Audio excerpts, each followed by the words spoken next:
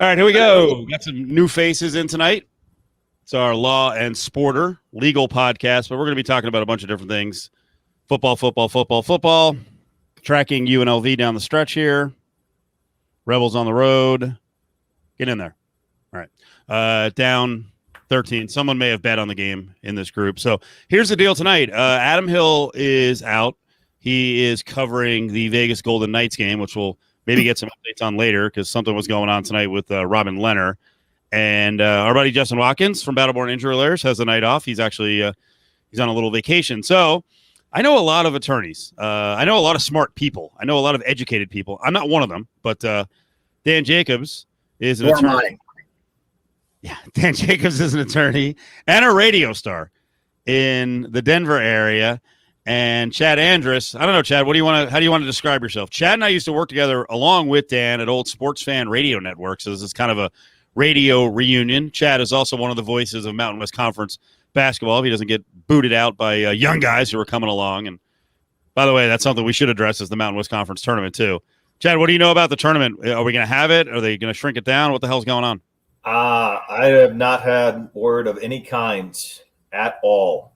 So I'm assuming it's on. I keep getting email notifications that it's on as scheduled. I don't know what it's going to look like in terms of anyone there.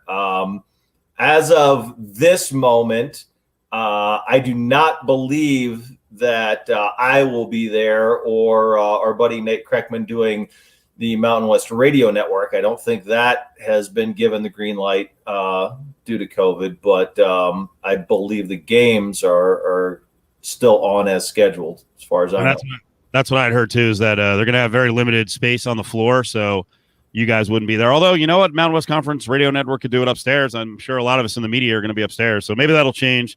Who knows? I also read a story today that they were considering cutting down the field, which, like, we're almost here. Joe Scott at Air Force was like, I mean, if I could, speak like I want to speak for Joe Scott, I'd be like, fuck you. Like, we played the entire season, and now you're going to tell us we're not going. And the other thing, I would raise hell over that, and a lot of people should raise hell.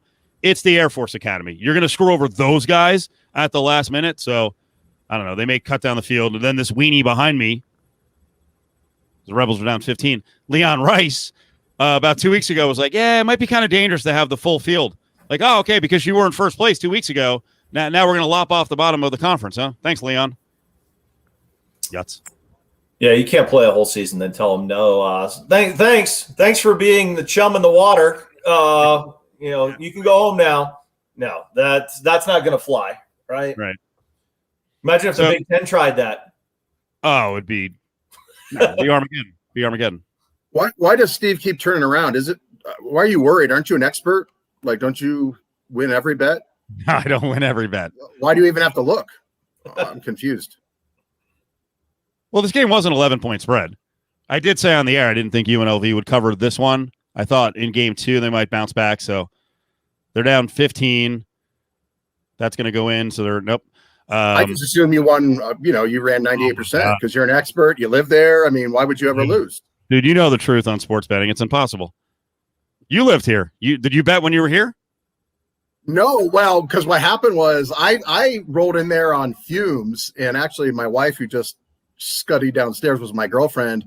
We got like $500 off a cash advance off her Discover card, blew it all. And so then I would watch you and Tyranny, blow money. We had the sports book at Mandalay Bay, and I watched you guys blow money, but I was done. I tapped out because I lost. I was like, no, I'm done. Yeah, it was tough, and also a lot of us at Sports Fan weren't making a whole lot of money, and certainly the producers weren't making a whole lot of money, so there wasn't a lot of free cash to be going out and betting. This is just for us. If you're looking in here, hopefully you get this with old Sports Fan Radio Network. So people who worked at Sports Fan back in the day, and I was there from 96 to 2001. I think it was officially around like 92 to 2001. Some of the bigger names were Pharrell, JT the Brick, who's still doing really well and is in our building and part of our Raider Nation radio station. And again, he's part of our group. Who else am I missing? So Tierney's doing CBS National. We have Soren Petro on Wednesdays. He's at WHB. Chuck Powell is up in Seattle. Who else, Chad? Paulie Howard. Isn't Lekis is still doing something, isn't he? Yeah, Bill Lekis has been with Sirius basically like 18 years. Frank Andrus is still Zig Fracassi on Sirius. Zach Zaidman. Zach Zaidman is working in Chicago. Yeah, there's a bunch of people I'm not mentioning, but and then some of the big names like Pete Rose was there in the very beginning when I got there. Dave Koken. Well, let me tell you what a treat it was being, I don't know, 22, 23 from Colorado, coming in working with Cofield and Tierney from New York. And with just, they knew just that straight, acerbic, everything you said was wrong. They were right. You would just walk in, everything. Hey, you're wearing that shirt today. Oh, that's what you were doing? Okay, that's fine. And, oh, you like the Broncos? Like, oh, okay, you like the Broncos. And they were Jets fans. And I look back now, that was like the Parcells era. So you had like this much. You thought you were acting like the Jets were like some world beater. And I was like, good God. Looking back, I'm like, these guys. But I had never been exposed to New Yorkers. Right. So it was quite the experience for me. I don't know if Chad ever recovered. He was a young guy from Wisconsin and Texas. I don't know. Did you ever recover, Chad? Clearly not. Yeah. No. So it was quite an experience for me. You guys I've lived with those guys. So don't tell me. Yeah, I remember that house. Oh, good grief. He actually did. I was not the wild man in that house, so I won't name the wild man, although we've told stories about Tierney. Oops, I mentioned it. Yeah, Brandon was a little bit crazy. Chris, is he going by Russell or Russo? He just got a afternoon drive gig in Washington. Yep, Chris Russell. He's on WTEM. There's two Entercom stations, so he moved over from the Fan to TEM, so he's doing well. Thank God. Biggie. Can't forget Biggie. How do you feel about being that cocky about the Jets, by the way? I mean, the level of arrogance you and Tierney had, I mean, looking back.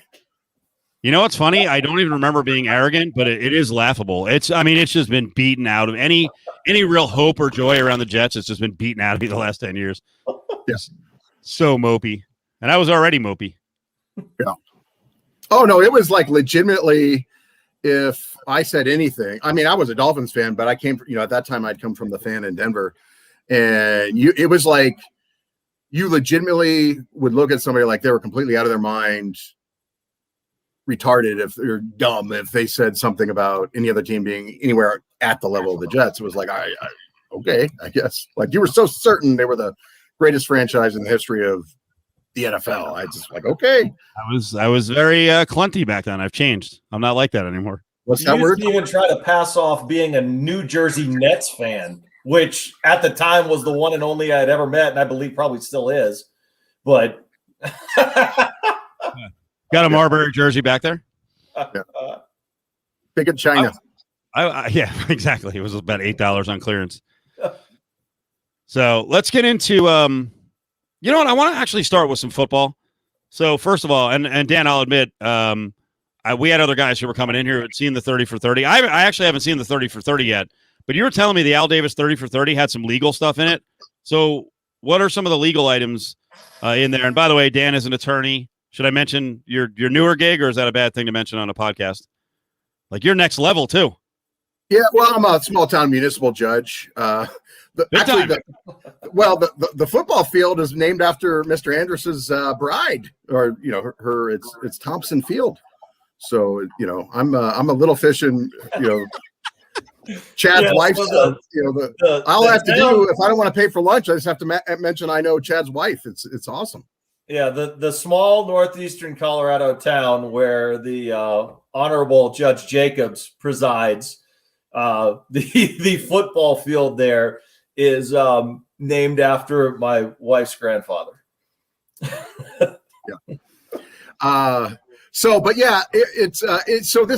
30 for 30 is fascinating. So they use this new technology where they got actors, but they superimposed faces of Rozelle and Davis, and they did some sort of linguistic programming to really try to create interviews as to the way they think a conversation would have gone between Rozelle and Davis. Because there was just they were mortal enemies, and for years, and it kind of went on the toll that it took on Rozelle. Rozelle basically admitted that was kind of the way, because they also mixed in old interviews with Rozelle and Davis at the time, and Rozelle kind of admitted, like, I just got so tired of all the time Al Davis just constantly eating away and beating at us. But that kind of led to Rozelle's retirement. I mean, this titan of the game, maybe some people say still the greatest commissioner in the history of the sport, just abruptly quit. Just at the middle of one meeting, he just got up and announced, I'm done. But Al Davis beat the NFL with he sued them for the right to move. He was looking for a stadium, and he wanted to move from Oakland to Los Angeles, and they said, no, you can't do that. And he sued them, and an antitrust lawsuit, which to me as an attorney is kind of weird, that you're all members of the same club. How do you sue? When you're in this club, how do you sue your own members? But he won, which is kind of weird. Which also was weird. It went before a jury, which is typically you don't have juries deciding nowadays. I don't know that you would, but you don't have juries deciding antitrust issues. The Sherman Antitrust Act, because juries just don't, that's not their expertise, right? But they did, and they decided they found in favor of Al Davis, and he won the right to move. So it was interesting. Now, the interesting thing was, and they kind of touched on this at the end, as shrewd as Al Davis was, he beat the NFL. He never got that stadium. He never got that mega deal. Like, he kept making these deals, and they touched on, what was it? Irwindale, California. Yep. He was going to move to Irwindale, 2,500 people, and stole $10 million from the city of Irwindale, but never got built there. And there was all these little deals. Did they show any images of Irwindale? Because I saw one the other day on Twitter, and there's just like a giant friggin' hole in Irwindale where that's where the stadium was going to go. Oh, still, yeah. So he fleeced them for like $10 million, and so that was a fascinating part of the deal. And he was really hurt and upset because he actually, the site where they have the new stadium now, Hollywood Park, he wanted to do that, and he actually sued to try and get there. And the NFL, like, that was 20 years later, the NFL won that lawsuit, beat him on that one. So that was a point of contention. So it's kind of fascinating that for all his shrewdness and savvy, and he had this reputation for beating the NFL, he never really got that big payday. Like, the first time they actually got it is where you guys are. And that Darth Vader stadium you guys have now was the first time. Isn't it strange that Al Davis never really was able to capitalize despite all that wrangling for all those years? They never got paid what they really should have. He fought the NFL more than anyone in the history of the owners, and he never got the freaking windfall in the end. I mean, good for his son. His son is now filthy rich. That wasn't a wealthy family when they were in the NFL, and now they're super wealthy because we've lined their pockets with $750 million, and he sold $500 million worth of PSLs as well, and the money he's going to make on the stadium is going to be insane. As an attorney, do you look at Al Davis as not a hero, but do you admire him because he bucked the powers? He was always going at them. No, I mean, he didn't ethically. Ethically, I don't think very highly of him. It's kind of crazy looking back, and I was researching that lawsuit again tonight. It's crazy that he prevailed, that a jury. But again, it's a very odd situation where you put an antitrust suit in the hands of a jury, because that's just really not their expertise. But he was able to prevail, and that's interesting. But the most interesting thing to me is what I said before, was that he never was able.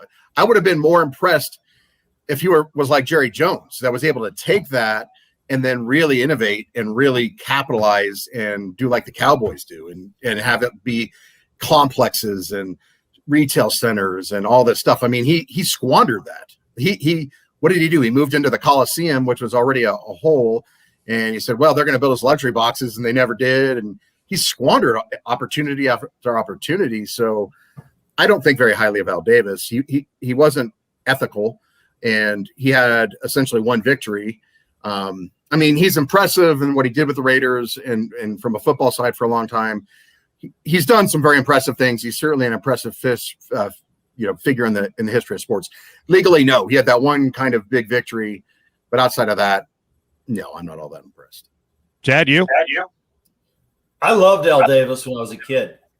Like, one of the first things I did when I was an intern, when the Raiders would do dual training camps with the Cowboys in Austin, he was out between 2-a-day practices when they still used to do those with 2 squads, walking the field with one of his higher ups. And I basically had a break from, lugging camera equipment around all day. And I literally marched out onto the field to introduce myself to him because I love the Raiders. Marcus Allen was my all-time favorite player. Like, Al Davis is standing right there. There's nobody else around. I got to go meet this guy. History, legend of the NFL.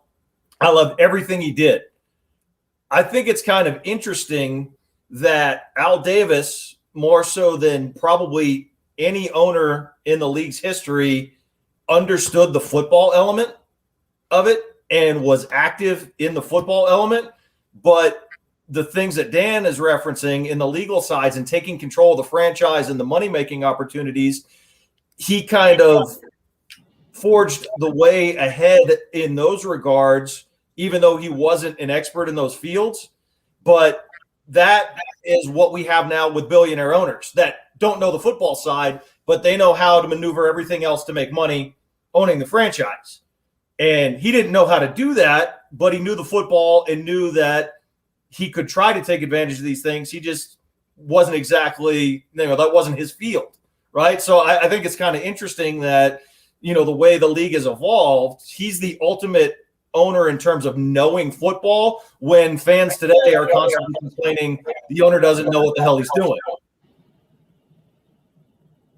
So Dan Jacobs with us. He's an attorney. He's a judge. He does a radio show it's on The Fan, right? On 104.3 The Fan? Yes. Yep. And Chad's done radio for a long time. They're joining us from Denver. This is like turning into an AFC West podcast as we have Vegas in here, Kansas City all the time, Denver. So on the Broncos, I had Nate Kreckman, another radio host in town, rival station. I know, Dan, you probably hate him. They're not much of a rival. Don't worry about it.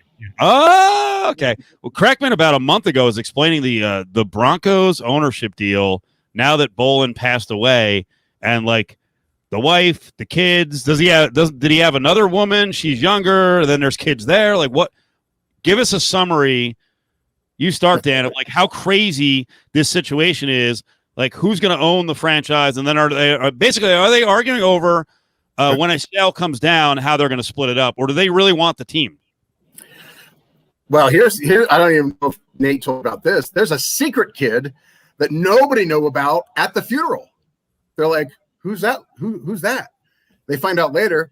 That's the kid from the mistress. She gets a share of the team. That's how crazy this is.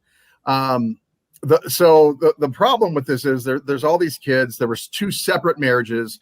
So you have the older kids that one of those kids that went to law school, they want to run the team. There's these trustees that are completely conflicted. They all, one of them, you'll appreciate this, Steve. One of them has what I call a Soprano style no-show job. She gets $25,000 a month to do nothing. That's it. Team writes her a check. Thank you. The other 2 are team employees. Joe Ellis, who's the CEO, the team president. So is he going to fire himself? Well, he's going to try and hang on as long as he can. The other guy named Rich Slivka, he's the lawyer. He's been the team lawyer forever. He's going to stay on as long as he can. So that's a problem. That's a terrible way to, these are the people in charge of who gets to run the team eventually. Well, are they going to fire themselves? Terrible way, right? Well, the problem with that is they muscled their way in after he started getting dementia, according to the family, right? Or Alzheimer's or whatever. It's all slimy.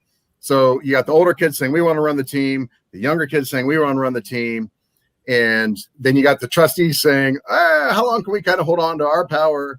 The whole thing is a mess. So the older kids have sued the trustees to try and get the trustees out. There's a lawsuit that's going on. Well, what's going on with COVID right now? We're not having trials. And so it keeps getting punted down the road. It's supposed to go to trial, I believe, in July. I don't think that's going to happen because they're not even assembling juries right now. It's slimy, but here's the kicker. This thing was just kind of, these trustees were running it. Well, Roger Goodell gets deposed. So he has to go, and get deposed, which one was embarrassing for him. He has to subject himself to the questioning from both sides. He's not happy about that. And then he finds out what a, show this is, and he has enough. And so they finally put their foot down, and then they say, all right, this thing's enough is enough. You saw the Adam Schefter article that said, all right, teams, you have to have one owner or somebody that can make the decisions that has a controlling stake, or we can find you up to $10 million a year. So this will be resolved. Wow. This team will be sold next year.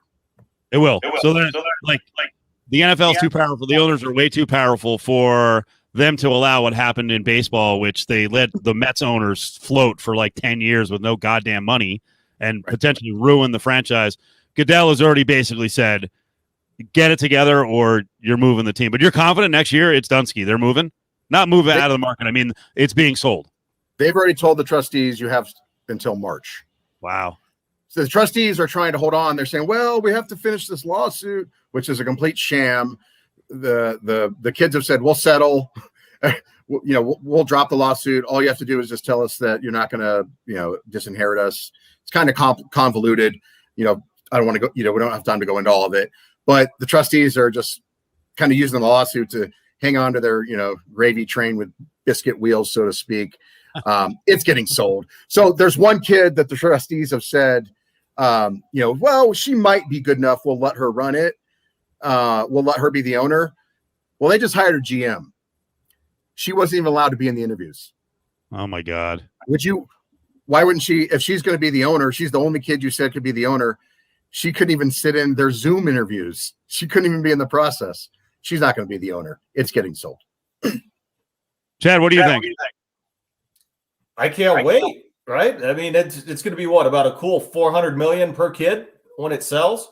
I'm sure the Fertittas are first in line trying to knock on that door, right? If they can get in, along with several others, right? It's people here in Denver, Broncos country has a pretty inflated opinion of itself, right? When you come in from the outside. Yes. But I would still say it's closer to the top tier of franchises in the NFL than it is to the bottom, right? Just from legacy and history, and a large part of that is because the region it's in, there's a lot of surrounding states that don't have pro football teams, and they adopted the Broncos, and that's the team that they grew up with. But also because Pat Bowlen cared about winning, right? He wasn't so concerned with making a profit, so they did win when he owned the team consistently, right? So there's a large fan base.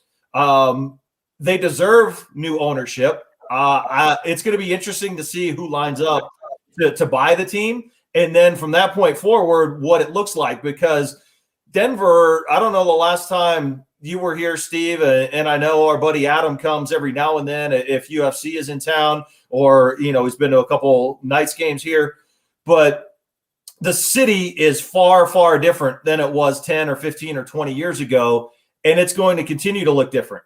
And when an ownership change happens, the first thing that is going to be on the docket, which you guys went through not so long ago, is knocking on the door for a new stadium. So they can host Super Bowls, and they can host other events, and they can have a retractable roof, and they can build it out to the airport that everybody hates coming to because it's so far away from downtown, right? There's going to be a lot of elements considered when owners take a look at the people who want to bid for this team. Dan, how about the question from Brady in terms of the succession plan? Why didn't they have something in place? I mean, if I remember correctly, Pat Bowlen's death was not sudden. Yeah, so he thought he did. So what happened was, back in, I think, the 90s, he was in a skiing accident, and he ran into a tree, and he said, oh my God, I almost, he might have been in the hospital, and he said, we need to start making some plans. And so he set up a trust, and this trust had trustees that were supposed to have a succession plan. The problem was in about, I think 2006, he got what his brother was contending was he got Alzheimer's. And I don't know if you guys remember the Jay Cutler thing. Like the reason he traded Jay Cutler was he was like, I asked Jay to call me. He never called me back. And the media went to Jay. Really? Said, yeah. And the media went to Jay and said, why wouldn't you call Mr. Bolin back? And he's like, what are you talking about? I did. We talked. And then they went to Bolin and he said, Jay said he talked to you. He's like, oh, I don't remember talking to him. Like, that's how bad it was, right? So sometime after, that's how bad it was in 2009 when Jay Cutler got traded. So sometime after 2009, these new trustees who all had a stake in the pie, who were either team employees or one was Pat Bowen's family law attorney, who then got her Sopranos no-show job. They're all invested. They became in charge of the succession plan. Well, they're all highly conflicted. They're all paid to be part of the team. So now the succession plan is controlled by people that will have to fire themselves to put the succession plan in place. So that's where the whole thing went off the rails. There were trustees in place before that were not conflicted, presumably. And then somehow, we don't know how that's, the thing that hurt this thing the most was his death, because there was litigation before that was going to hash all that stuff out. But the second he died, the judge said, nope, now we're on a different plan. The only thing the court's going to decide now is, did he have the capacity to change the trust at the time that he did it and put those guys in place? So now his death actually made this thing worse because it changed a bunch of legal issues. So there was a succession plan in place, but somehow these guys got in there, and that's where it went off the rails. Chad, where does Elway fit in this whole picture? He's a face now, right? he's been replaced in terms of the football making decisions. So he's got a pretty cush job, right? He can I guess still have input over the organization, but it's not really going to matter on player personnel. Now the question, I guess, is going to become is he going to be part of someone who would lead a charge putting a group together to buy the team? And is that something that the NFL would want, right? So let's make this clear. Once he got wind that this trip was over, he cashed out. He's like, dude, I'm out. So that's why they just hired this new GM. He's like, okay, I'll take my $6 million. This thing's over. I ain't working this hard anymore. See ya.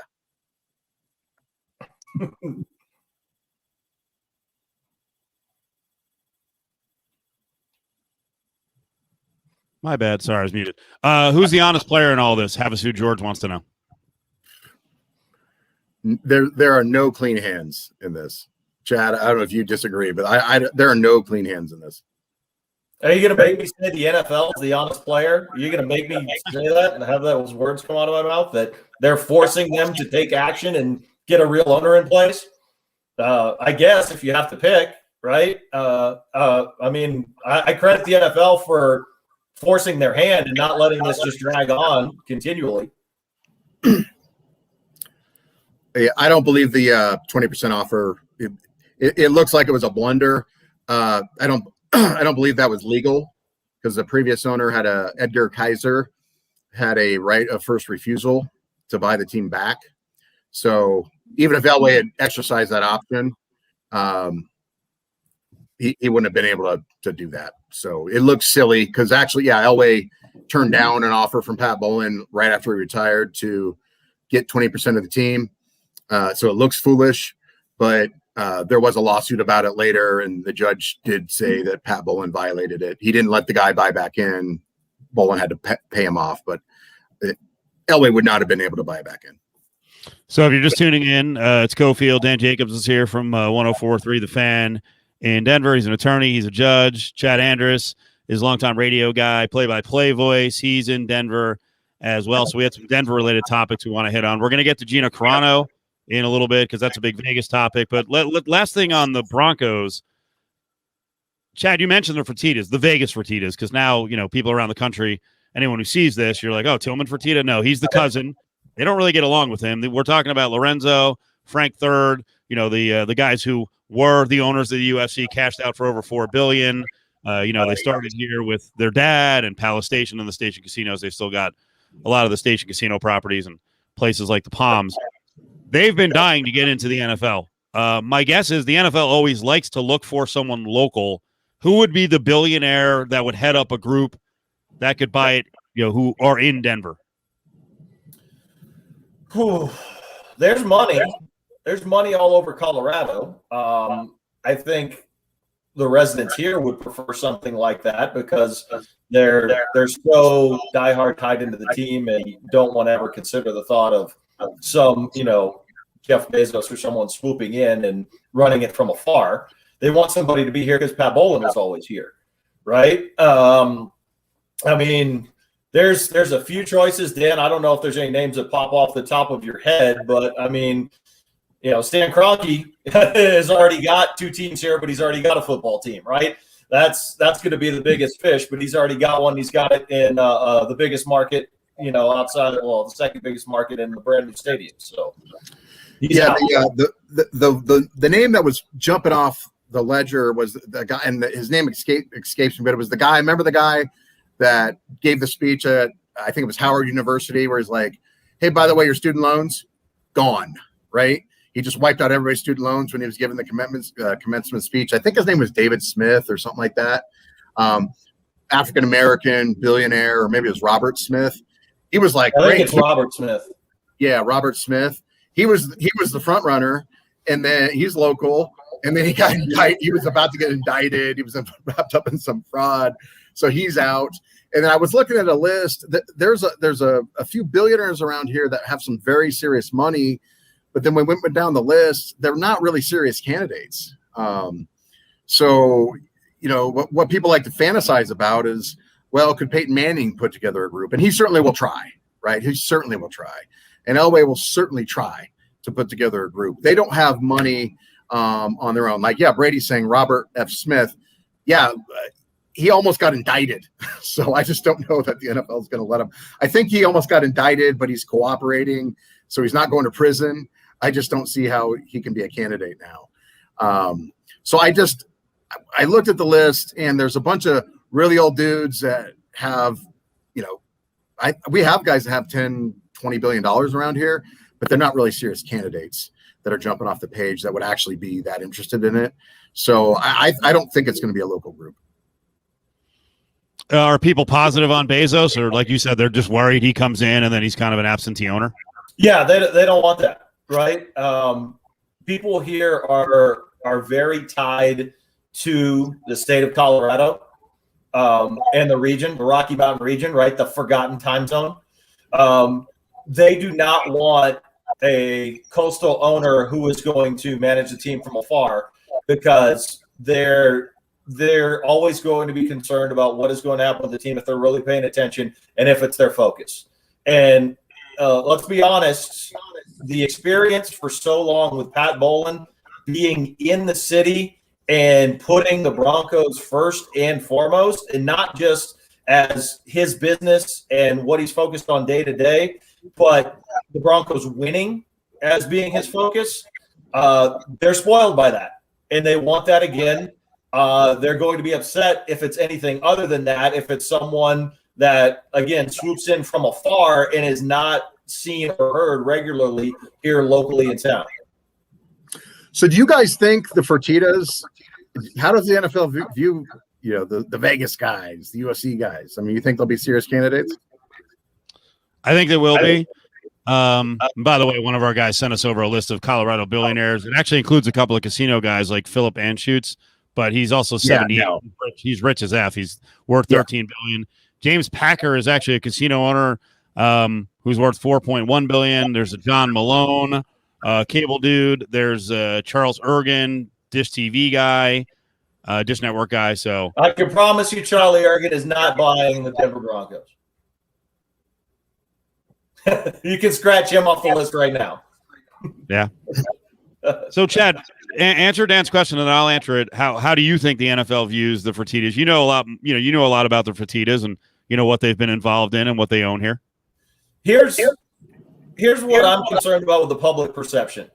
as successful as they've been and as great as they've been at what they do, their cousin, even though they're not attached to them, right? The name is still the same, and people are seeing what has happened in the NBA. And I think that may be a negative effect just because he has not been given rave reviews owning the Houston Rockets. And whether they have any ties or get along with him at all, I think there will be a perception, and it won't be a positive one on that. The other thing that, again, doesn't necessarily apply to the Fertittas themselves, but their number one guy, their face in front of everything, is Dana White. And I don't know that the NFL is necessarily going to want to jump in bed with someone like that, right? Because it's the thing that you've heard forever about Mark Cuban in other sports, right? They don't want somebody that's boisterous and vocal and always out in front of the camera and still in the spotlight. And, Dana White's what, 20, 50, 100 times what Mark Cuban has ever done, right?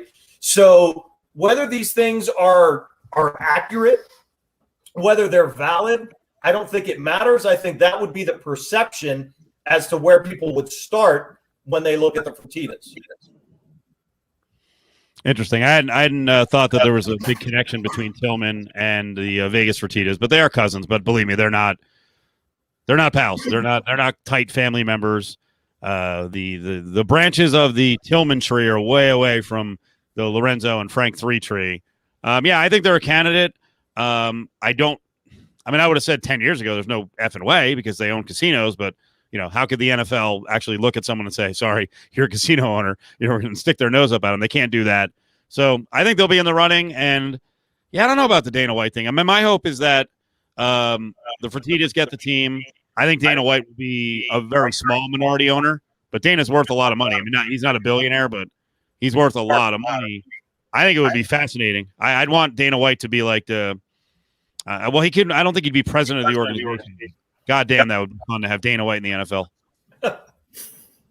I'm trying to think of the target, like what NFL insider he would just right away just say, that guy's fucking fake news and just go at him all the time. Like when I'm just trying to place myself. Place yourself in that boardroom when the owners are going to kick it around and take a vote. All these guys that are 80, right? Yeah, and what they're going to say, right? I mean, I don't have an opinion one way or another on Dana, right? I'm not here smashing Dana. I'm just trying to put it into context as to 78 and 80-year-old billionaires with their teams and, protecting the shield, how they're gonna talk about this and kick it around.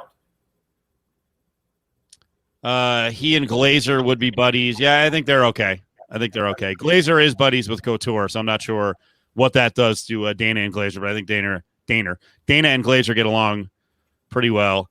I think Schefter, if Dana White was going to go, reign of terror like he does in MMA, I think Schefter would be a great target, like take down the biggest guy.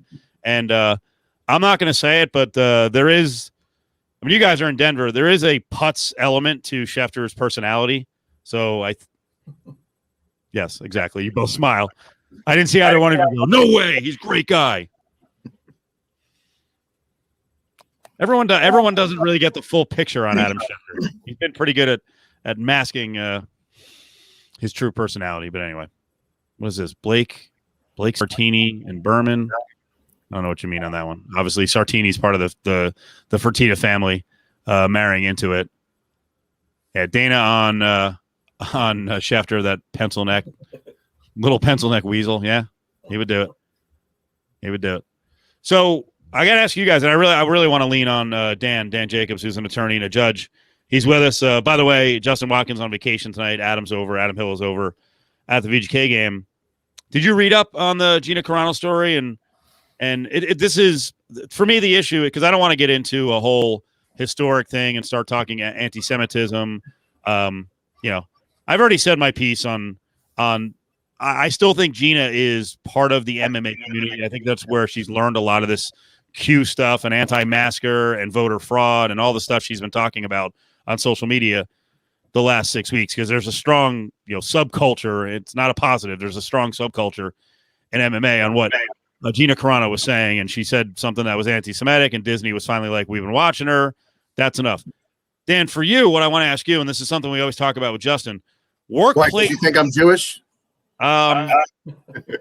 No, but workplace rights, right? Workplace rights. What sort of rights do we have in terms of being protected from an employer coming in and going, hey, your social media, I don't like that, you're fired?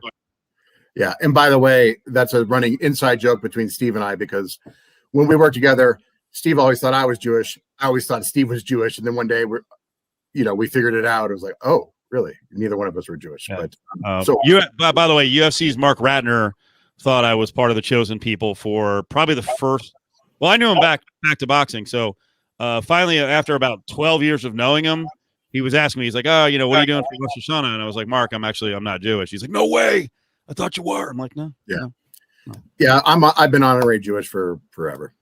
Everywhere I go. I am by proxy, and my significant other is. So she has, believe me, I was talking to her this morning about Gina Carano and all this anti-Semitism nonsense. It's gross. So she was fired up about it. And she likes The Mandalorian. So there goes that character, and Gina's gone. Yeah, I should have tears. I was like, oh no, what can you put on social media to a point where like you're protected, or can an employer just come in and go, we don't like it, you're fired, get out of here? Yeah, no, they can. I mean, you can fire in most states. I mean, depending on where you are, and depends on what type of employment agreement they had. If I read it correctly, she wasn't even employed with them at the time. So I think right now the decision was we're just not going to move forward with her at all. She wasn't.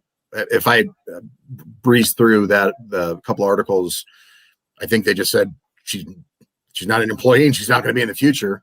But typically the way employment laws work is as long as you're not in a protected class, or they're not getting rid of you for an improper purpose, they can get rid of you for any reason or no reason at all. Typically employers can get rid of you. Now they can't get rid of you, because of, your gender or your age or, your ethnicity. But, if you're behaving in a certain way or something like that, they can get rid of you. Most states are, most laws say they protect the employer. They say, hey, you don't like it, go work somewhere else. That's the way this country works. It's, hey, you're free to go work anywhere else, and they're free to hire whoever they want. For the most part, there's certain things you can't do, but those are, really limited to protected classes. And you are a Mandalorian fan? Oh yeah. I was really sad. I was like, oh no, man, I love that character, and she's, she will be missed as far as that goes. I don't even know exactly what she said, because in the articles it just said she made references to Nazis and the Holocaust or something like that. It's just stupid. You never want to do that. But the articles don't really go into say, what was it? Now, did she just kind of retweet? I don't know the extent of what it was. It's obviously not smart ever to do it. It's never politically correct. It's dumb. And she's going to pay the price for her career with, I mean, that was her big shot. I don't know. Has she done anything else? Yes. The only thing I know her from is The Mandalorian. Of course, when I saw her, I Googled her and I knew she was some sort of MMA fighter. So I just like looking at her in The Mandalorian. That's it.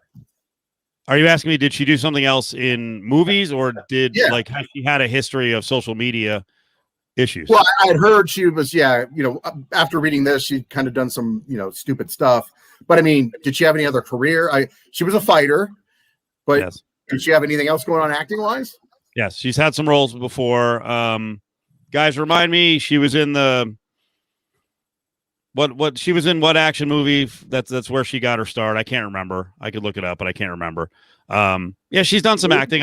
I would say this is her biggest role. That said, from an MMA standpoint, she was a megastar. She really was like the first woman to start kicking down the door to get female MMA to the forefront. She had maybe the most important fight in female history, bigger than any Ronda Rousey fight. Well, I don't want to say that, but as big as any Ronda Rousey fight. She fought Cyborg, and Cyborg at the time was just, monstrously successful as a fighter.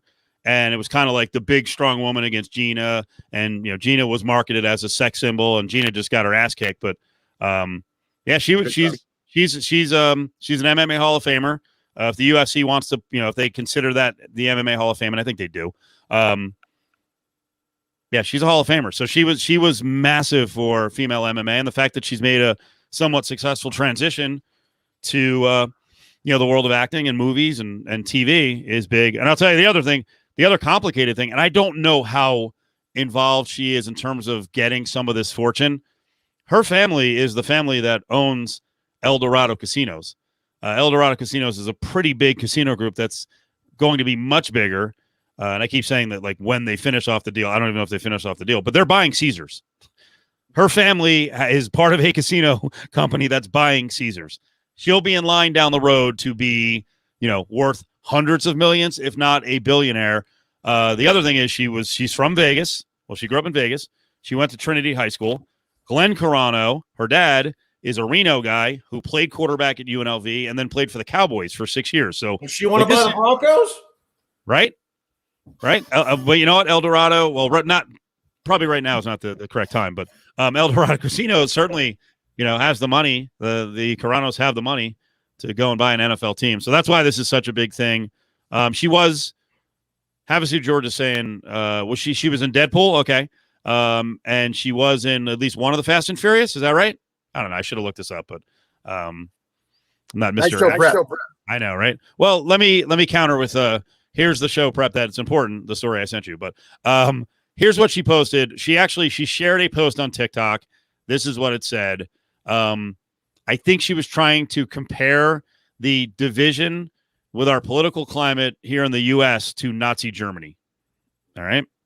I think she feels like she's on the persecuted end of this, which is kind of amazing as someone who's probably worth hundreds of millions of dollars. And like, you might be on what you think is the weaker or wrong side of a political divide. I don't know if I'd compare it to Jews. She shared a post that said Jews were beaten in the streets, not by Nazi soldiers, but by their neighbors, even by children. Because history is edited. Uh-oh, here we go, right? Q. Most people today don't realize that to get to the point where Nazi soldiers could easily round up thousands of Jews, the government first made their own neighbors hate them simply for being Jews. How is that any different from hating someone for their political views? It's different. So it's different. We know what the outcome of the Nazis' genocide was. And let's also say it's not an ethnicity. It's a religion, right? The Jews have been persecuted people way before Nazi Germany. It's been thousands and thousands and thousands of years. Because your guy didn't win the presidency and you believe the election was fraudulent, it's quite a stretch to say that you are. She's essentially saying almost moving towards like we should be a protected class. Stop, Gina. Stop. So there you go. It's offensive, and your employer, especially one as big as Disney, with a public profile, can be like, "Yeah, sorry, we don't want you in the mix." Well, I didn't the article say we're not even your employer, and we're not going to be. Yep. And but there was plans to have a spinoff with her character somewhere in the future in that whole Star Wars family. So probably not the coolest thing to be speaking like that when the writer of Mandalorian is Jon Favreau, who is also part of the. I don't know if he practices Judaism now, but I know on one side of his family they are Jewish. So not smart at all. So she's screwed. I got to ask you about this one. The Bruce Springsteen DWI. So the way I read it, he's on this place called Sandy Hook. It's actually it's a state park in New Jersey. It's right on the northern part of Monmouth County, which is actually where I grew up. And so it's not local police. It's a state police, or it's the park police. I'm sorry. The park police. He supposedly takes a shot. He's hanging out with some people. He takes one shot of tequila. Others have said in the report it said 2. He takes it on his bike. He does it in view of the park police. He drives away. They pull him over almost immediately. He tested .02 BAC, and he's being charged with DWI. What's going on here? Bad cops. That's what's going on. I mean, Really? Unless he showed signs of impairment, that they're bad cops. I don't know what to tell you. Like, they have to be able to prove at trial that he was impaired. They have to show bad driving. I don't know what else to tell you. Like, it's not illegal to drink alcohol and drive a car. It's not. Oh, so like, because that's what I thought. I thought they saw him on the bike and they're like, well, no, you can't take a shot on a bike, which sounds preposterous, but I don't know. Maybe that was the rule. Maybe that's the law. On the bike, was he, or was he on the bike? It doesn't matter. I think he might have been straddling the bike, not driving, sitting there and taking a shot with people. Yeah, but that's not what they charged him with. They charged him with driving while impaired. I've taken the motorcycle class. You know, they've told you can have 1 drink an hour, up to 2 drinks an hour, and then drive your bike. No more than that, and still not be impaired. The BAC is what's called for a rebuttable presumption of being impaired. That's what it's for. But they still have to show you're impaired. Like, so if you're at the 0.08, that's a rebuttable presumption. You can still win if you're a defendant. You can say, well, yeah, my blood alcohol level was at 0.08, but the dash cam shows I was not speeding. I'd never wove out of my lane, and I did the roadside test and passed with flying colors. I wasn't impaired, not guilty, right? So I can rebut the presumption that even though my blood alcohol level was at 0.08, that I was drunk or was impaired. So just the fact that he was only at a quarter of it, it's an absurd, ridiculous statement that they arrested him immediately. There's no indication that there was any bad driving. They were just like, oh, we saw you drink alcohol, we're stopping you. Yep. Like how are they going to prove it in court he was impaired? Reckless driving. I'm like, it sounds like he drove like a few hundred feet. Yeah. So it's just cops. I understand if you want to pull them over and say, hey man, what are you doing?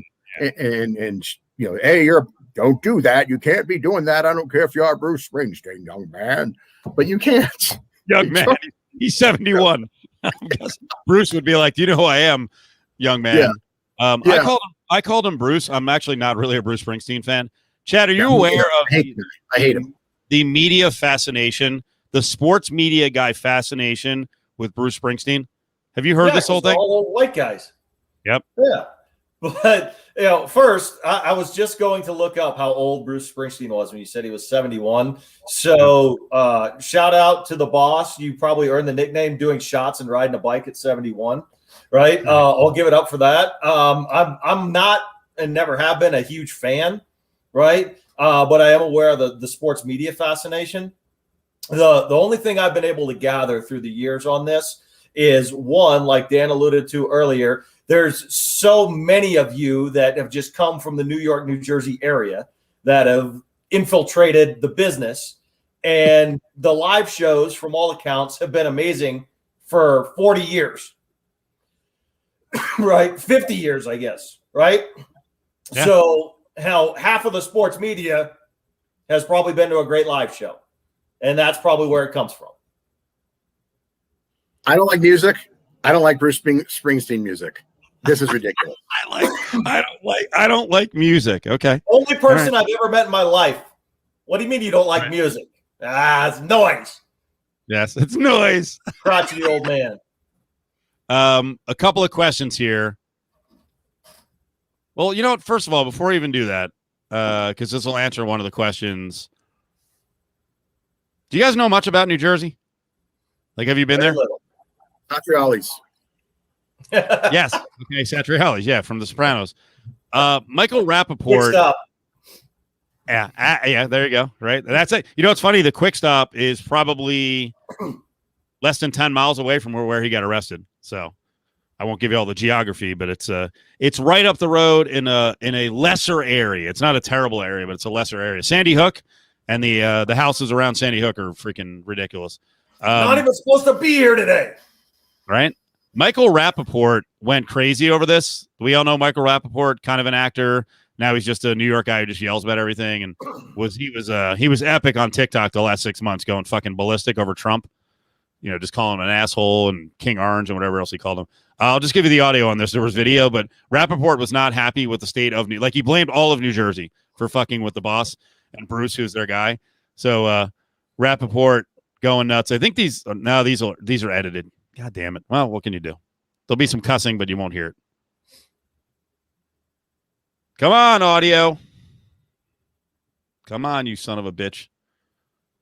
Better not be a cat filter. They arrested Bruce Springsteen in Jersey on a DWI. Listen, I know you gotta pay the cost to be the boss, okay, and all that.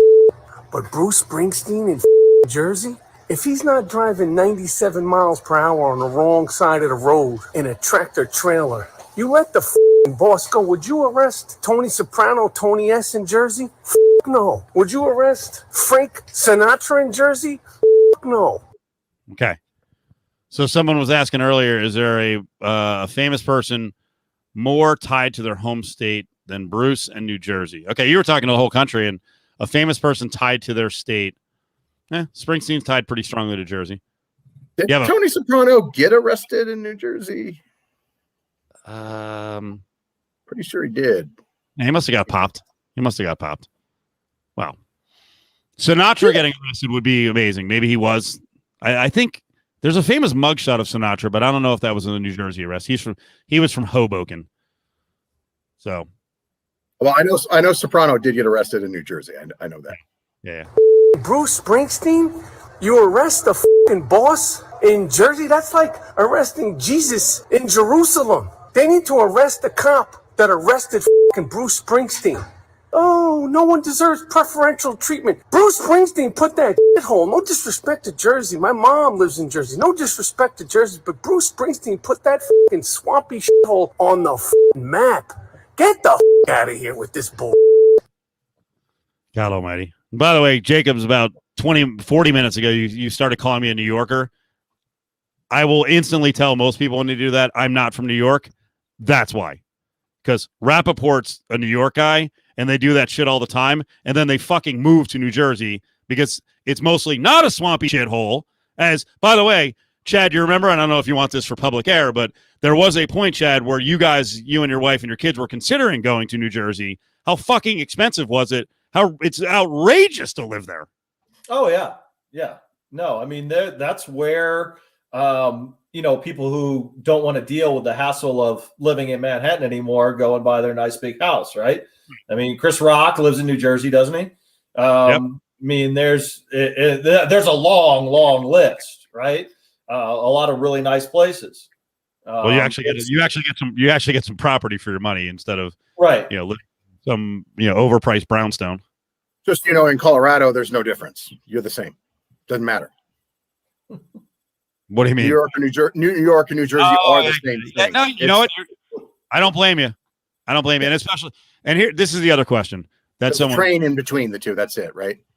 You know what? I don't blame you because and Brady knows the answer to this because I tweeted about it today. There was an unrelated topic, but he was asking if Sandy Hook is in northern, southern, or central Jersey. Pro Martini Maker, dude. Speaking out of turn, man. Northern, right at the start of the Jersey Shore. No, it's that central Jersey. Trust me. I live there. I grew up there. I never fucking said I was from North Jersey. I never said I was from South Jersey, ever. South Jersey is like East Philadelphia. North Jersey is basically West New York. It's extended New York. So there is a central. If you're from New Jersey, aren't you just like New York light? You want to be New York? I mean, what's the difference? Yeah. No. We definitely New Jersey has an inferiority complex, so it's stupid. It's weak, but and I get it from outside the region. They're like, oh, it's all the same, but it's actually a little bit different. So. Well, I mean, for being stuck in between New York and Philly, it's the nicest spot, right? Of the three. If you're going to live in any of the three, New Jersey's the nicest. Than either no. What he's saying is the central part might be the nicest. There are awesome places in northern Jersey. There's great places in South Jersey. Lots of property. So I know. Wow. You haven't been there. All we hear is New Jersey's an armpit. That's all I've ever heard my entire life. So I know. All I envision is the Pine Barrens, Dan. After all your Sopranos references, the Pine Barrens. Okay. Where was Whitecaps? Northern, I think, but I don't. People keep bringing up that episode. Yeah, I don't remember it. Pine Barrens. It's the one Steve Buscemi directed, where They go after the Russian in the woods. Paulie and Christopher go after the Russian in the woods and get lost. Oh, you know what? It's the best episode of the entire series. Sorry. One is the Pine Barrens. That's what Chad's talking about. Whitecaps, actually, that is Central Jersey. Whitecaps is probably 6 miles from where Bruce had his incident. It's actually Seabright, which is one of the beach towns that I would go to. There were like 5 or 6 bars there, but unfortunately, Sandy, that superstorm, kind of fucked it up. So I don't even know what it's like now, but that's where Whitecaps is in Seabright. So that's funny. Like, the only thing people know about New Jersey, we have another guy who's on the podcast, Willie Ramirez, who's been in Vegas for like 40 plus years. And he's like, he loves talking Sopranos with me just to go like, where's that New Jersey? Where's that? Where's this? Where's this? Is it really like that? I'm like, sort of. So the Bada Bing's up near Elizabeth, New Jersey. And yeah, people are learning about Jersey. Say it again. Morristown. It was funny working with Lekas. He tried and say Morristown. I have no idea. He was like, Morristown. Morristown. What are you saying? I don't understand. Morris. All right, last one we're going to get to. This is a really important one. We all know about the Hustler Club. I'm sure most of you creeps in the chat room have, I don't know, was Penthouse like JO material? I guess that went by the wayside like 15 years ago because of video. But anyway, if you're old like me, you always had some Penthouse issue with, giant bushes. And then they had celebrities in there. They were kind of known for that. Did they get what the hell was her name? Vanessa Williams, right? Miss America. Is that Penthouse or was that? No, I'm talking. I keep Playboy. It's Hustler. Anyway, Flint's Hustler. Bob Guccione. I'm getting the names wrong, but Hustler was the Hustler clubs. That's Larry Flynt. Larry Flynt passed away. So long story short, Larry Flynt passed away. But there's so much more to his life. If people saw the movie People versus Larry Flynt, Woody Harrelson played Larry Flynt. I actually shot this message toward Justin Watkins, who's our resident attorney on this show. And I was asking him, in law school, I would have to imagine the People versus Larry Flynt is actually part of the curriculum at almost every law school, right? Yeah, I will tell you this. I can't tell you. So it's hard to explain the mind fuck that law school is, especially the first year, right? And you're up all night and you're being tortured. And the amount of times I pulled up the oral arguments on YouTube of Edward Norton arguing before the Supreme Court from the People of Larry Flynt. It was inspirational just to get you through some of those nights, man. And you pull it up and you watch it all the time. And then one class, Professor Bahadur played that scene, and you just go, man, Professor, you have no idea how many times I've played that. We've watched that, and we all did it, man. And I'm sure Justin was the same way. It was inspirational. And what Larry Flynt did as a person, as a human, was he a scumbag? Yeah. I mean, some of the stuff he did, the material he produced, was it disgusting? Absolutely, it was disgusting. But some of the other stuff he did was also very admirable. And he also chased down and exposed some disgusting, immoral things that were going on from our government. One of the things I always got a kick of when I was a young man. So we have this thing with Bill Clinton. Yeah, he did what he did. And you have these old bastards, piously saying, hey, I had sex. Larry Flynt says, I'll offer $1 million to anyone that can prove that these guys ever had an affair. And he exposes these guys. And who was the one guy who's like, well, it was a youthful indiscretion. We're 35 years old. What are you talking about, youthful indiscretion? 35. Yep. But yeah, I mean, from what he accomplished with that case, and later when he used his money to actually do some stuff, to make an impact socially, it was amazing. And I'm telling you, there are millions of kids or people that went through law school. He got us through, man. I mean, he absolutely got us through. He certainly wasn't a black and white guy. There are people that were disgusted by him. But hey, you think Jerry Falwell was a saint? He absolutely was not a saint. No, by the way, those are the guys he went after. A lot of the televangelists, Hustler magazine did investigative pieces on them, and they outed those guys. And we started to find out what freaking profiteering, immoral scumbags they were as they're pointing fingers at others. That's a gigantic moment in American history. And obviously his battles concerning freedom of speech and freedom of expression and, media rights are massive looking back at it. Yeah. I mean, it was monumental. And the thing that I always stuck with me was, if it works for me, it'll work for everybody because I'm the worst. Right.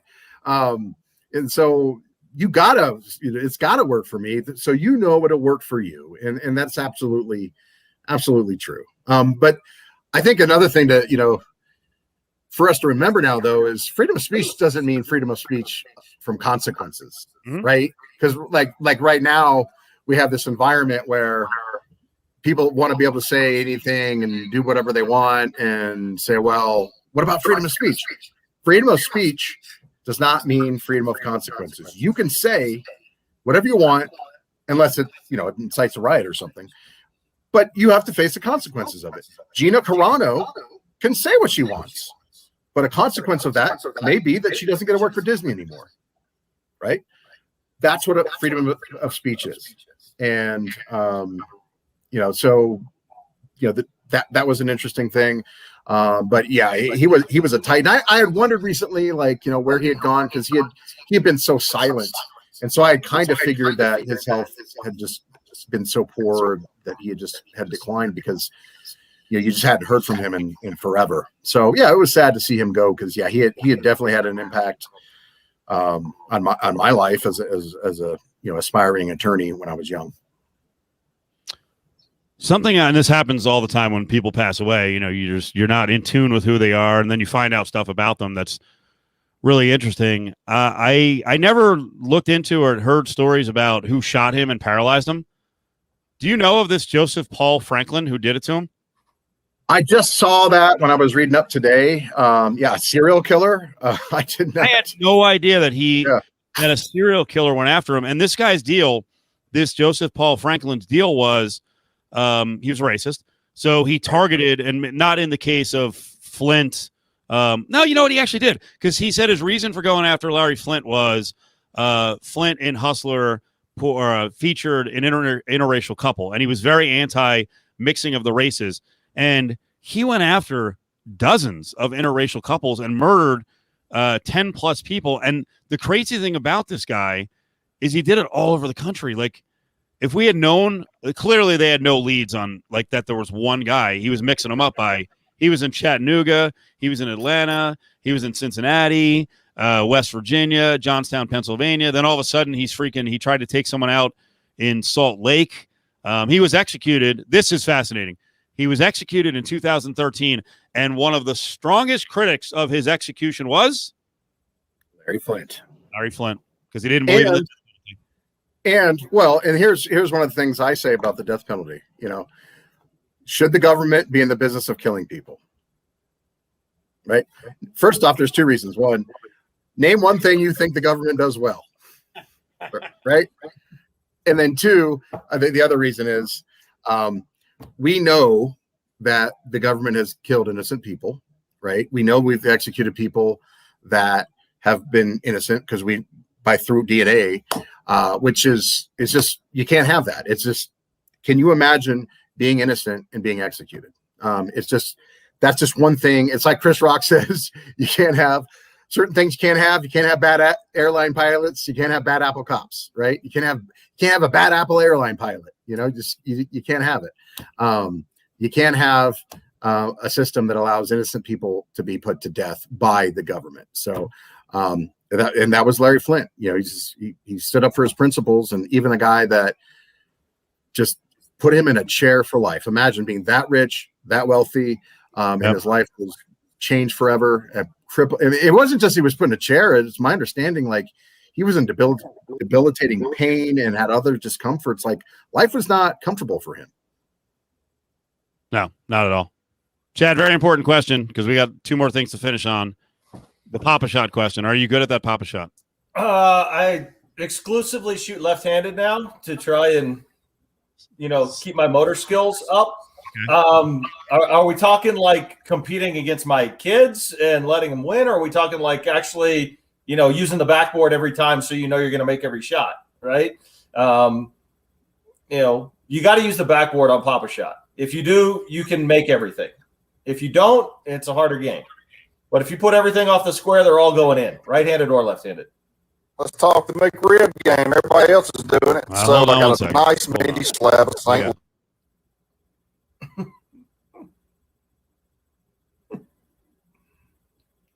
No, I ain't setting any records on Papa Shot. No.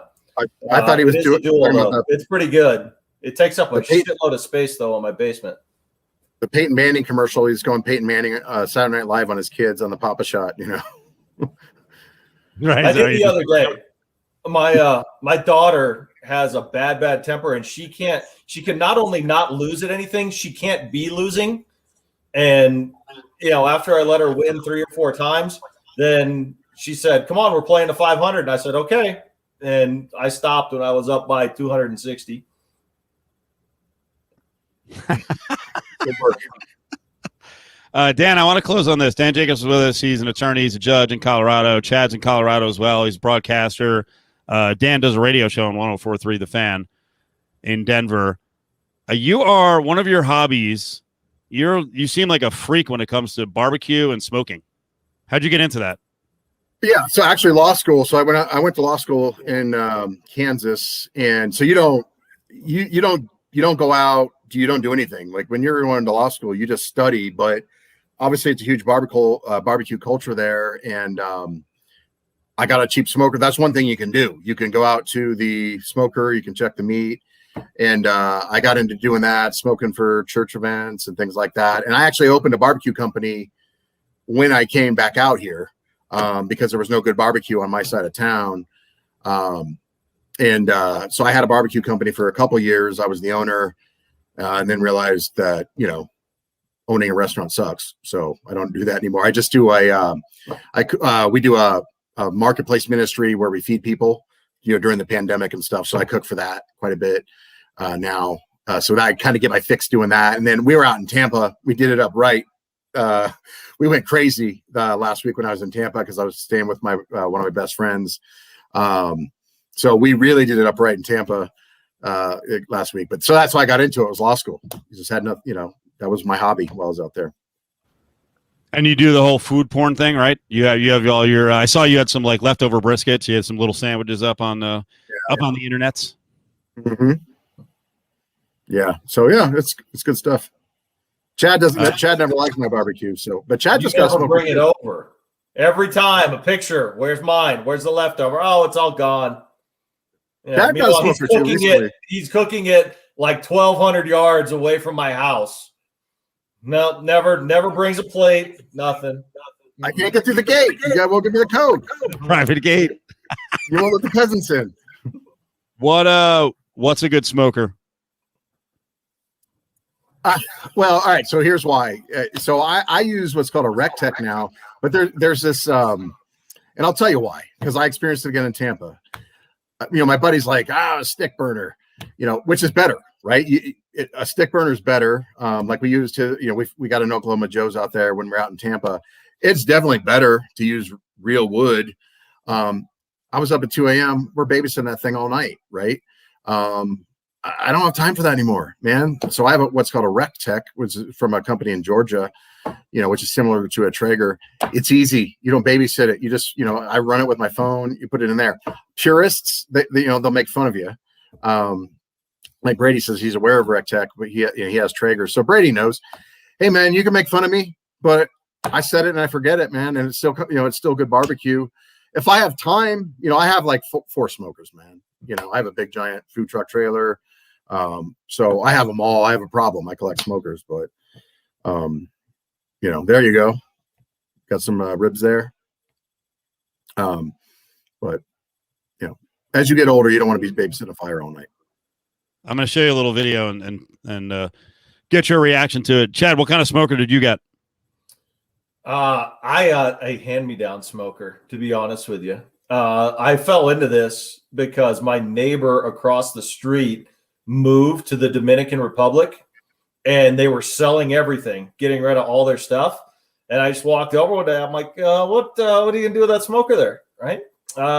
He goes, "You want to watch it for me while I'm gone?" Said, "Give me a case of beer." So we drank a case of beer. I got a smoker, so I'm not as active as Dan is, but every couple weeks, right? Either ribs or salmon or brisket. I'll throw something in there. It's easy, right? It's simple. I don't get into the all night overnight stuff.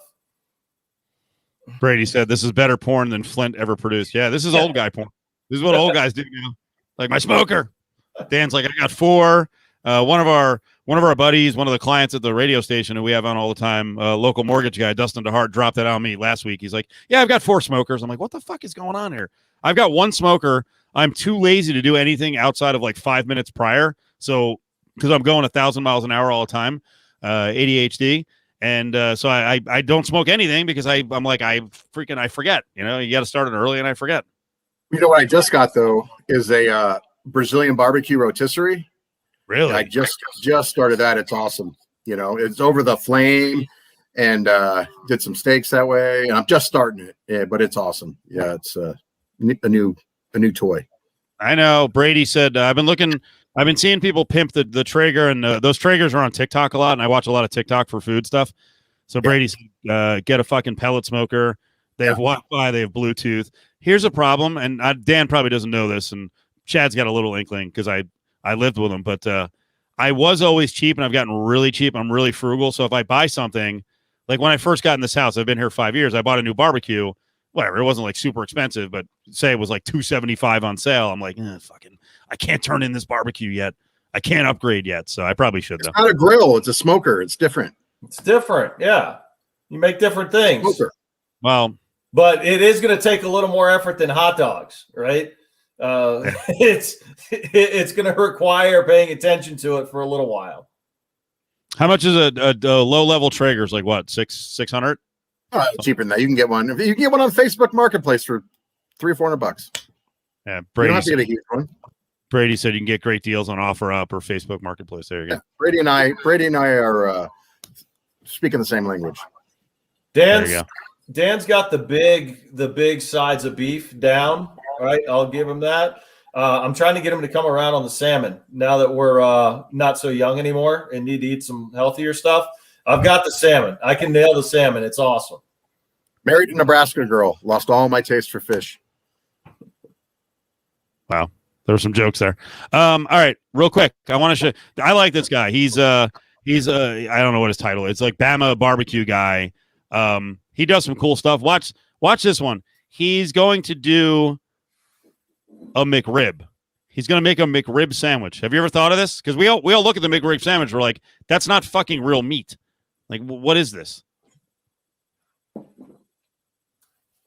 All right, guys, let's talk the McRib game. Everybody else is doing it. So I got a nice meaty slab of St. Louis that I've trimmed up, membrane off, mustard as a binder, hottie toddy AP, and hottie toddy rib rub. All right, right off the bat, what is that hottie toddy rub? Is that like, do you guys have special rub that you like? Is it store bought or do you make your own? For the most part, I'm making. Yeah. For the most part, I make my own. What I've found now is I've gone modified Texas Texas rub because it, especially I do a lot of brisket because brisket's just the best. Beef, but you get the best bark with that. But when you're doing pork, you want a little more sweetness and stuff like that. But you feel stupid buying the store-bought stuff. It's so expensive. When you take stuff out of your cabinet and make it yourself, and it goes a lot further. But these guys on there, they think it's hard to tell much of a difference. Wow. They like their stuff, whatever. My guess is this guy's big enough and he's on TikTok that he's getting gifted shit, so he gets free stuff or mentions. Like he's pretty popular. All right, we'll keep going. He's trying to make a McRib. Camp Chef high smoke for 3 hours. We're gonna bring it in. Brown sugar, butter, a little more of the rib rub. Wrap it up tight. So he said 300 for 3 hours. Okay. All right. Got the butter, the brown sugar. Let's keep going. We're going meat side down this time, back on the smoker at 250. Once it's done, we're going to bring it in. Why do you wrap it up? Why do you put it in foil? Well, he's doing a modified Johnny Trigg. Johnny Trigg was the master, the best guy doing ribs ever in the world, and he's doing kind of a modified version of that. But that helps tenderize the meat. It kind of steams in the foil. It speeds up the cooking process, makes it more tender. God, I love the shit. So technical. I love it. Wish I could get there. Freaking pit master. That's what I want to be called, a pit master someday. No shot. All right, back to Bama guy. Inside, gonna let it cool off. This is the only time I like fall off the bone ribs. Remove all the bones, all the cartilage. Got my bun toasted up. That's a mixture of mayonnaise. By the way, this is going to be a McRib. Watch how big this fucking sandwich is. It's awesome. Barbecue sauce and sriracha. We're gonna lay that whole slab on the bun. Hotty toddy Southern Shine barbecue sauce. Layer of sauteed onions because I absolutely hate raw onions. Get your dill pickles on there. Time to put the top on it. Slice into it, and there you go, guys. Bama's McRib. All right, what do you think? All right, so if I'm being a snob, if I were being a judge, if I'm being a snob or if I'm being a judge, that meat's way overdone. For the bone to come out that easily, it's way overcooked. But it looks great. I'd eat it for sure. Yeah. So that's not good. When people are like, it fell off the bone, that's not good. No, it should be a slight tug, pull off the bone. If you can just pull the bone out, it's still edible. It's still good, but it's overdone. Damn. He even said that in the video, by the way. If you heard him, he said, "This is the only time I want pull off the bone." Is he was just doing it for show. That's all for show. All right. Well, I like that dude. I'm going to feature him more. So that was good. I appreciate the breakdown. Yep. But if we don't, for the audience, if we don't start doing like, I don't know if it'll be one day a week. It'll have to be like on Saturdays. So like we need to do more of these podcasts. But if we don't start doing a food podcast with all the people that do sports radio, we're missing out. It's crazy how many guys are like, you know, at least I don't know if they're good chefs, but they pride themselves in their cooking. It's like taking off. I don't know what the craze is, but man, it's gone freaking crazy. We got Mark McMillan down here, former NFL player with the Chiefs and the Eagles and a couple other teams, and he's got food porn up on Twitter like every day and Instagram. He's building his own brand, grilling with McMillan. So, and by the way, for the audience, we got a new sponsor that's coming up for Mark. It's a place called Weed Cellars. It's CELLARS, and he uses their bourbon to cook with. They've got a bunch of different wines. They've got some beers as well. So hopefully we'll have some giveaways for that in the coming months. So yeah, and then there's me. I'm very amateurish, but I'm trying to learn. And then there's our buddy. Where is he? Adam Hill makes a mean plate of pizza rolls, and he's very much pushing for steaks to all go in the air fryer. You know, it was funny. I was listening last night, and you were talking about meats, and all three of us were in Vegas for Chad's bachelor party, and we're at this. It was a Brazilian place, right? And Cofield, in signature Cofield style, you know, they bring out the breads, and he just looks at me. He's like, "Don't do it. Don't. You're wasting your time. Save the room. Got to eat the meats. Don't eat the breads." I'm like, all right, I'll stop. Yep. Hey, I like the breads. Stop. You know, true story. I am correct. Yeah, you're just gonna fill the meat. The meat's all awesome. You don't need to eat fucking rice, or I mean, if you want some salad, we're old, so you got to clear out the shitter. You know, grease the skids. You can do that, but don't eat the bread. Where'd we go, Chad? Do you remember? What the name is escaping me. You know what? I know where it was. I don't even know if it's Mirage. Oh, we did go to the one at the Mirage. I thought we might have gone to Yoli's, which is on Paradise, but I don't even know if it's there anymore. I think we went to. What's the one at the Mirage? I think we went there. Brady just said Yoli's. That's the one on Paradise. What's the name of the place? Because now I think it may be closed. It might be closed for good because so many restaurants and casinos close here. Yeah, someone said I think it's which one? Yoli's is gone or the place in the Mirage? Because I went to the place in the Mirage multiple times. That was pretty good. We have what are the two big chains? We've got Texas Day Brazil, and then what's the other one? One of the big. We've got a Rodizio here. Yeah, there's Texas Day Brazil, Fogo de Chao. Fogo de Chao. Yeah, I think we've got a Fogo de Chao right in that same area as Yoli's. That's probably why Yoli's went out of business. So Fogo de Chao at Paradise and Flamingo. and then the Texas de Brazil is down by Town Square. So the funny ones are at the all-inclusive places down in Mexico, where like the food is just off, so you're like, oh, Brazilian barbecue, and you go there and the meat's like, it's weird. Samba was it. Brady nailed it. Yeah. Samba. Yep. Samba Grill. Mexico, the best in horse meat barbecue you can get. It's pretty close. Pretty close. Do you have the air fryer, Steve? Do you have one? I've got two now because the girlfriend bought me one for Christmas. It's an upgrade. But yeah, I use that a lot. It's a lot of I made a little sandwich this afternoon. I threw the sandwich in there to kind of brown it up, but it's all fries and tater tots and every other snack in. And I actually have cooked steaks in there. They're not bad, and I know they're not bad. But the problem is you can't cook a steak in an air fryer.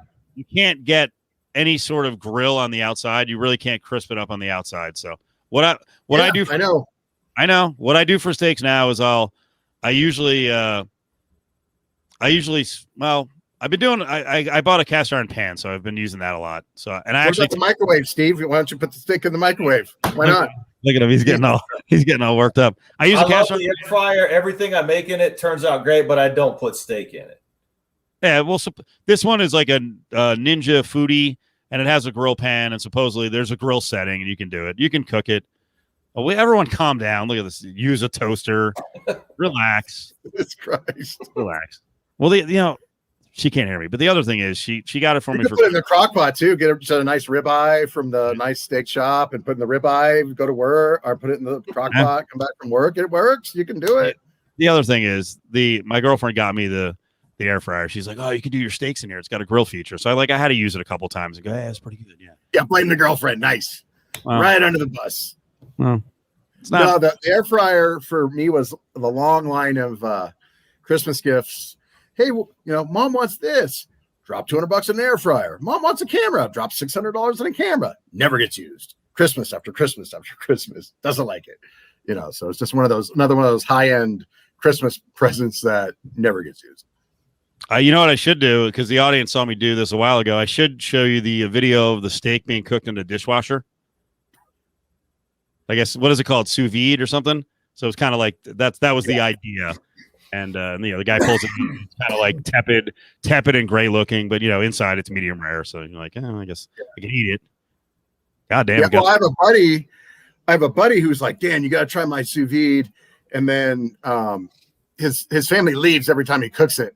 And I'm like, why? He's like, oh, they don't like it. The boiled meat. And so he's like, Dan, it's great. I'm like, yeah, you're cooking so great. Your family leaves every time you cook. That's awesome.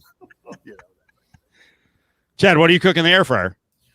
I've made empanadas in the air fryer. I've made rosemary garlic chicken. The French fries turn out so much better when you do them in the air fryer. I've made mahi the other night. I'm trying to think what else I've done in there. I don't want to sound stupid. Dan, explain to me why steak is a cardinal sin, but chicken's okay. Well, chicken's just a $1.99 meat, with a nice rosemary herb on it. It's fine. It's not steak. It's not, it's just. I love it. It's steak, dude. Not chicken. The fact I have to explain this to you is frightening to me. Like what's going on here? Being educational for the audience. We've really pitched them on air fryers, and I want to make sure they're not doing the steaks. Air fryers are great, but you don't put steak in an air fryer. It's like why can't I put ketchup on a steak? Well, it's like saying what's the difference between a hamburger and a steak? Like, can't. If you use them for what they're for, they're great. Yeah. How the hell am I supposed to make empanadas if I don't have an air fryer? We made empanadas a couple of weeks ago. They were awesome. Air fryer steak. Jesus. Air fryers are good for chicken nuggets. TikTok's trying to teach me how to do the Chick-fil-A chicken nuggets. I'll nail it eventually. Chad, did you put your salmon in the air fryer? No. There you go. You wouldn't put salmon in the air fryer. No. I put mahi in there, and it was really good. What's the difference? Different type of fish, man. Fish is it doesn't take much, right? It does not take much to make your fish. I'm not laughing at you. I'm looking at Dan's face. He's just fucking. He's like, you are such a fucking idiot. Like, relax, dude. I'm just asking questions. Salmon tastes better when you can taste the smoky flavor, and when you can do a little bit to rub or season it, right? To marinate it a little bit, right? Some of the other fish that are a little simpler, right? Mahi, tilapia, right?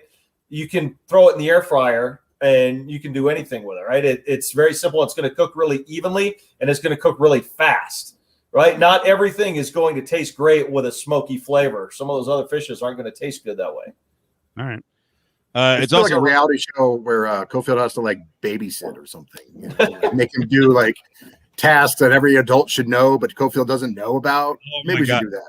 This is tremendous that I'm the butt of the joke when it comes to cooking. You got to see the other people, well, especially Adam Hill on the show. The other running joke on the show is that I'm a big deli meat guy, but I'm all about value. So I bought a slicer, but I fucked it up and like snapped the what's it called, the blade hold. So I had to buy another one. So I'm back in the game, and I got all the fucking sliced meat. Over the weekend we had 2 people over, and I sliced so much goddamn cheese and meat. We've got like 2 weeks worth. They had a little bit of it, but I've got frozen meat in the freezer. I've got like corned beef, turkey, ham. It's cheaper, man. You go to Costco, it's like $3.99 a pound. Slice it up. Actually, if you want to hack a cooking hack, and I actually did this with the barbecue cart, you go to Sam's Club, and the same meat that you buy to slice on your slicer, like the big ball of turkey, 3 something a pound. That they actually slice for you at the counter. They charge you $6-7 a pound. Yeah. You can take that, rub it in olive oil, put your favorite rub, seasoning, whatever you want to do on it, throw it on a smoker till it gets warm. It's already cooked. And people go nuts for that. They think you're the best cook in the world. It's like, yeah, you have no idea. Really? People go crazy for that. Cofield, you could do it. Adam Hill could do it. I've served that with real barbecue at catering events, and people go nuts for that turkey. And it's ridiculous how easy it is. You're talking like a whole deli turkey intended for slicing. Yes. How long do you cook it for? A couple hours? Just however it takes to get warm. You just rub it in olive oil, throw whatever seasoning. You can get the Weber kickin' chicken or the Asian honey garlic, whatever you want, whatever your flavor is. Just again, olive oil, whatever seasoning you want. And all you have to do is make sure it gets warm through the middle. You actually speed up that process. You can cut it in half and rub it, right. That'll make it quicker. Just get it warm and slice it however thick you want it. You can do that one. You can do it in kind of thicker slices for like dinner. Right. People go nuts over it. It's crazy. That's a good hack. It's a lazy hack. I like it. Real quick. Yeah. All right, guys. Well, we could do this for hours. We'll have to get. Well, Chad's been on before. We got to get Chad on more on a regular basis, and Dan, we'll definitely get you in again if you're interested. If you had a good time, we got to get you in with Justin Watkins, and then Adam Hill. Well, I'm not nervous being on with a real lawyer. Like Justin probably knows the law. That's the crazy thing. Well, you're a judge, so I hope you're joking. That got really fucking scary there, because I really believed your information earlier with Bruce Springsteen. I'm like, man, I'm just gonna sit in my car in front of Metro here in Vegas and just have a shot, see if they're cool with it. Be like, your friend Dan said it's good. What are you talking about? You guys don't know the law. Right. Well, don't drink till you're impaired, Steve. I mean, and it is illegal to sit in your car and drink. I'm not saying that's legal, but that's not what they charged him with either. They charged him with DWI, which he probably wasn't. So someone is suggesting that we have you on with Petro. I have Petro on my show in Denver, and sometimes he breaks our heart every time he comes on because he's, tells us how bad Drew Lock is, which he's right. He smashes on Elway, and he's right. So yeah, I'll come on with Petro. Last night he was saying the Broncos just need to tank, so they can get better. He's right. So he's right about all this, but he breaks our heart. He's like Anakin Skywalker, for us. Dan, tell people where they can listen to you and when you're on. So I'm kind of the weekend guy, although I'll be on this Saturday, Sunday, and Monday for President's Day. So I'll be usually, although it moves with play-by-play, but usually Saturdays, 11 to 2 on 104.3 The Fan. So for you guys, you'd either want to listen on the app or 1043thefan.com. The easy, like Sunday morning edition, we call it, 8 to 11 on Sundays. And then I will be on this Monday from noon to 3. Damn, look at you. getting major airtime on the big Yeah. stage in town. Well, none of it competes with this, obviously. No, we've got we pull in hundreds of viewers, and the replays get it up to like 1,000. So it's big time stuff. Listen, I'm doing this is like my 7th hour of radio today. It's not it's not the fancy. Well, and then I am amazed, like, because Petro's a big deal now, right? Like, he's afternoon drive, and then he comes on and does 2 hours with you. Well, you too, but I mean, come on.